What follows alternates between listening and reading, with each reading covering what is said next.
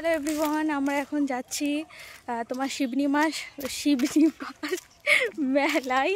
Actually উচ্চারণটাই হচ্ছে না, আমরা না ডাক নাম অন্য কিছুতে মানে ডাকি, তো ওই জন্য শিবনী মাস যাচ্ছি। তো আজকের পুরো ব্লগটা দেখতে থাকো, খুব ভালো লাগবে।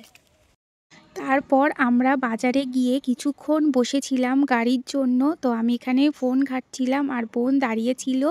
তারপরে বলতে বলতে চলেও এলাম। আমরা গিয়েছিলাম মাসদিয়ার ভেতর দিয়ে, কৃষ্ণগঞ্জের ভেতর দিয়ে। এটা হচ্ছে শিবনিবাসে যাওয়ার আগের ব্রিজ। তো ব্রিজটা খুব সুন্দর, একেবারে মুড়িঘাটা ব্রিজের মতো। তো বলতে বলতে চলে এলাম, যার জন্য আজকে যাওয়া। তো তার দর্শন পেলাম, তো মনটা খুব ভালো লাগলো। তারপরে বলতে বলতে মেলাটা খুব বড় এরিয়া, যেতে যেতে রাত হয়ে গেছিল। ভিডিওটা আর কন্টিনিউ করা হয়নি রাতে। এটা হচ্ছে পরের দিন সকালে। তো টিউশনি ফেরার পথে ভিডিওটা করছিলাম। গিয়ে পান্তা ভাত খাবো বলে চাপিয়ে দিয়েছিলাম তরকারি। এটা আলুর তরকারি। এটা হচ্ছে বাটা মাছ, আজকে দুপুরে রান্না হবে। আজকে দুপুরের মেনু হচ্ছে বাটা মাছের ঝোল আর পুঁই শাক, আলু কুমড়োর তরকারি।